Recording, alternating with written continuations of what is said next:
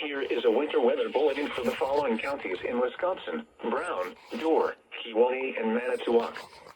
Winter weather advisory in effect from 2 a.m. to 10 a.m. Thursday. Mixed precipitation expected. Total snow and sleet accumulations up to 1/2 inch and ice accumulations up to 2/10 of an inch. Winds gusting as high as 30 miles an hour, locally higher near Lake Michigan.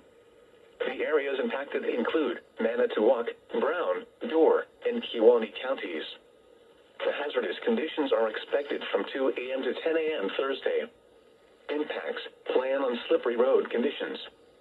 The hazardous conditions will impact the Thursday morning commute. Slow down and use caution while traveling. The latest road conditions can be obtained by calling 511.